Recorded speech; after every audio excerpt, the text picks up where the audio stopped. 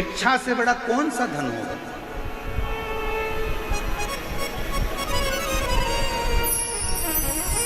आज जयपुर की धरा पर हम कहकर जाएंगे, आप बेटों को जितना पढ़ाओ ना, उससे दुगना अपनी बेटी को पढ़ाना। आज जयपुर की धरा से, राजस्थान की इस पवित्र भूमि से हम कहकर जाएंगे, तुम बेटों को जितना अध्ययन कराओ, उससे दुगना बेटी को पढ़ाना। और याद रखना, बेटी की शादी जब करो ना, तो कन्यादान देने की जरूरत ना पड़े, बेटी को शिक्षा का दान ऐसा देकर भेजें। अपनी बेटी में वो शिक्षा देकर भेजना, उसको संस्कार देकर भेजना, उसको अच्छे कॉलेज में, अच्छे स्कूल में, अच्छी एजुकेशन उस बेटी को कराना। स्वामी विवेकानंद जी को भी जन्म देने वाली एक स्त्री है, रामकृष्ण परमहंस को भी जन्म देने वाली एक स्त्री है, मीराबाई को भी जन्म देने वाली एक स्त्री है, कर्माबाई को भी जन्म देने वाली एक स्त्री है, महाराणा प्रताप जी को भी जन्म देने वाली एक स्त्री है, छत्रपति वीर शिवाजी को भी जन्म देने वाली एक स्त्री है।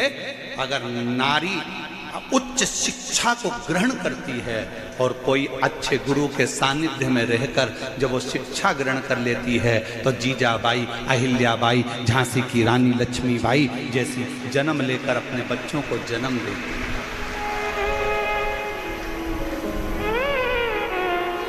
मत दो कन्यादान, तुम कुछ भी कन्यादान में तुम्हारा मन पड़े, फ्रिज मत देना, कूलर मत देना, एसी मत देना, डनलप का गद्दा मत देना, सोफा सेट मत देना, पलंग मत देना, तुम बेटी की कन्यादान में कुछ मत देना। पर बेटी से निवेदन है कि आप अपनी बेटी को इतना पढ़ाओ, इतना अध्ययन कराओ, इतनी विद्या अध्ययन कराओ कि उसको, उसकी शिक्षा ही उसका कन्यादान है, उसकी शिक्षा उसका कन्यादान।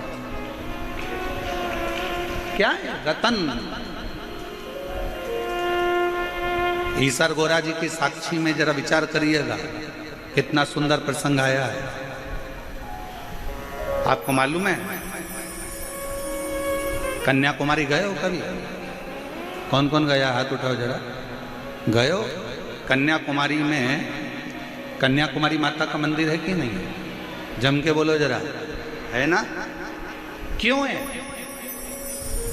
किस लिए? ये शिव महापुराण की कथा कहती है, जब बाणासुर ने पार्वती जी के भाई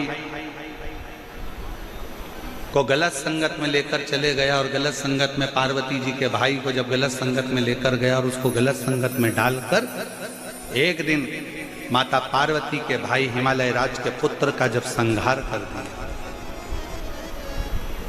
संहार कर दिया, उसने नहीं मारा, पर उसने अपनी चाल से, अपनी रचना से उसने पार्वती जी के भाई को मरवा दिया, हिमालय राज के पुत्र को मरवा दिया।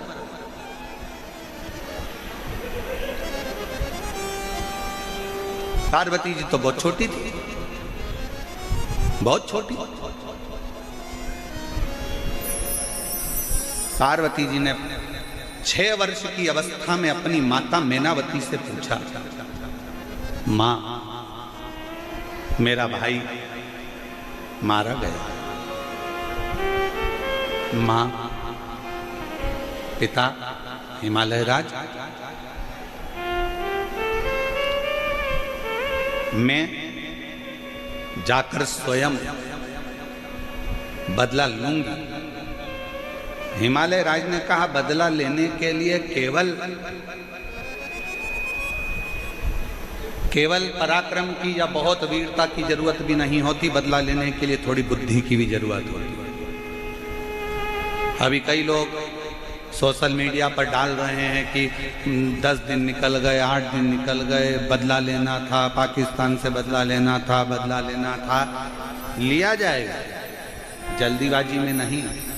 एक युद्ध बम और गोले से लड़ा जाता है और एक युद्ध बुद्धि से लड़ा जाता है।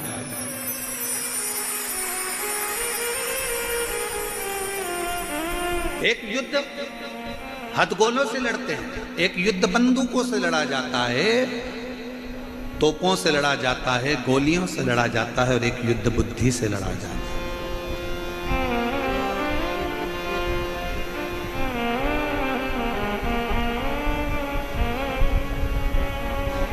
बुद्धि से।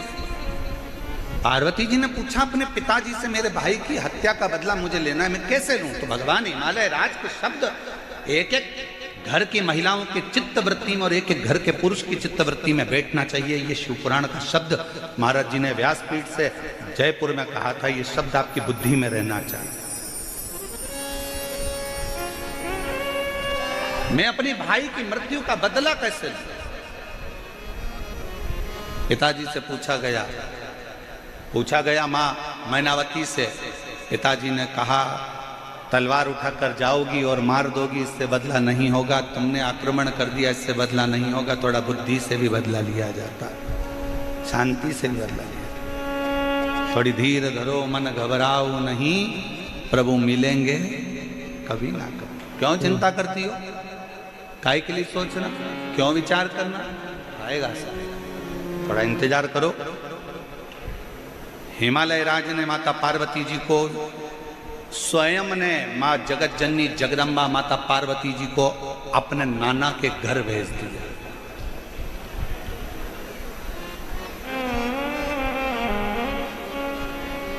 पार्वती जी को अपने नाना के घर भेजा। कौन है पार्वती जी के नाना? मैनावती के पिताजी कौन है? पितृलोक में रहने वाले पितर, क्योंकि पितरों की 3 लड़कियां थी, मैना, धन्या और कला। विद्येश्वर संहिता शिव महापुराण में वर्णन किया गया। पितरों की 3 कन्या मैना, धन्या, कला बैठी हुई थी। उठी, सनकादि ऋषि तप कर रहे थे और वहीं से निकल कर चली गई। उनका जो लहंगा था उसमें रतन जड़े हुए थे। वो रतन जड़ने के कारण सनत कुमारों की जंघा पर चोट लगी, और जंघा पर जब चोट लगी तो जंघा छिला गई। सनत कुमार को क्रोध आ गया और उन्होंने क्रोध में आकर कह दिया कि तुम पितरों की 3 बेटियां हो, पितृलोक में रहती हो, और पितरों के धाम में रहने के बाद भी, जहाँ इतनी शिक्षा है, जहाँ इतना अध्ययन है, और वहाँ रहने के बाद भी तुम मेरा अपमान कर दी। मैं तुम्हें श्राप देता हूँ कि तुम मृत्यु लोक में जन्म लोगी, तीनों मृत्यु लोक में जन्म। तो तीनों ने क्षमा मांगी, हमको क्षमा कर दो, हमारा कल्याण कैसे होगा? तो कहा, तुम तीनों पृथ्वी पर तो जन्म लोगी, पर तुम तीनों की गोद में 3 देवियां खेलेंगी। मैना की गोद में पार्वती जी खेली, धन्या सुनैना बनी जिनकी गोद में सीता जी खेली, कला कीर्ति बनी जिनकी गोद में राधा जी खेली। ये 3 कन्या 3 देवियों की गोद में खेली।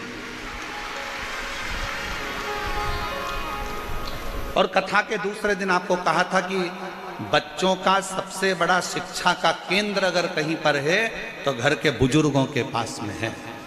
दादा दादी अपने पोता पोती को सिखा देते हैं अगरबत्ती पकड़ना, दादा दादी अपने बच्चों को सिखा देते हैं पोता पोती को आरती करना। भले दादा दादी कुछ नहीं दें अपने पोता पोती को, पर मेरा निवेदन है, जितने बाहर रहते हो, जितने पुणे मुंबई में रहते हो, जितने दूर दूर देश में रहते हो, उनसे निवेदन है, साल में कम से कम एक बार अपने को अपने गाँव जरूर आना चाहिए और अपने दादा दादी के पास अपने पोता पोती को जरूर रखना चाहिए। शिक्षा का केंद्र बिंदु है घर के बुजुर्ग, नाना नानी, दादा दादी।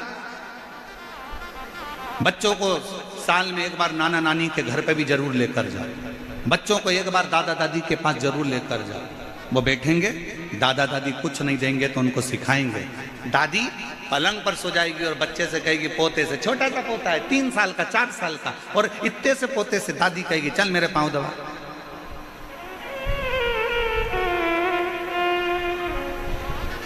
चल मेरे पांव दबा। अब पोता कितना बड़ा है? जम के बोलो जरा, कितना बड़ा है? 4 साल का, 3 साल का। इतने में तो माँ को गुस्सा आ जाता है, मम्मी तुम्हें शर्म आना चाहिए, इतना सा लड़का मेरा और तुम पांव दबा रही हो। अरे मम्मी को तो खुश होना चाहिए कि आज दादा दादी अपने बच्चे को संस्कार दे रहे हैं कि बुजुर्ग अवस्था जब तुम्हारे माँ बाप की आए तो उनके पांव दबाना मत भूलो। पर आज की बहुओं का मुंह फूल जाता है, आज की बहुओं का मुंह में ना जाने क्या हो गया कि उनका मूड ऑफ हो जाता है। मम्मी तुमने मेरे बच्चे से पानी मंगवा लिया, मम्मी घर में क्या नौकर नहीं थे, मेरा बच्चा नहीं ला। अरे दादा दादी अगर बच्चे को पानी लेना है, रसोई घर में भेज रहे हैं, तुम खुश होना। दादा दादी बच्चे से कह रहे हैं मेरे को बाम लगा दे, खुश होना। दादा दादी अगर बच्चे से कह रहे हैं कि मुझे दवाई ला दे, खुश होना। दादा दादी अगर तुम्हारे बच्चे से, तुम्हारे पति से नहीं, तुम्हारे घर के पोता पोती से अगर कह रहे हैं ए बेटा मेडिकल चले जा, सामान ला दे, ए बेटा सब्जी लिया, तो गुस्सा मत होना। दादा दादी उस बच्चे को सिखा रहे हैं कि जिस दिन तेरे माँ बाप बूढ़े हो जाएंगे तुझे इसी तरह से सेवा करना है जो आज मेरी कर रहा है।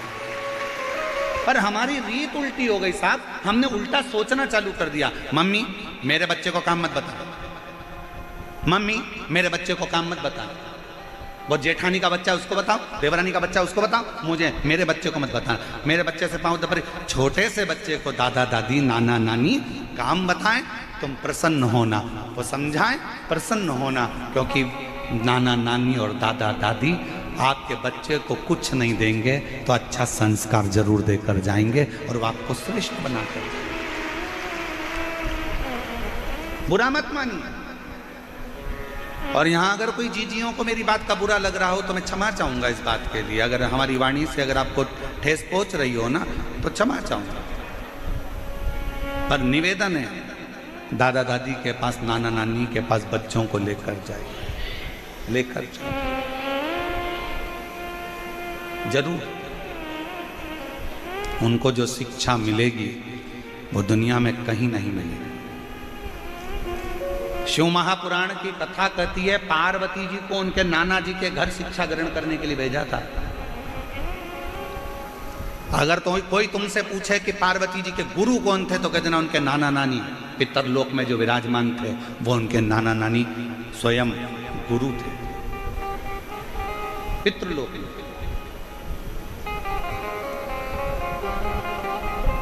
4 वर्ष की पार्वती जी को भेज दिया नाना नानी के घर में।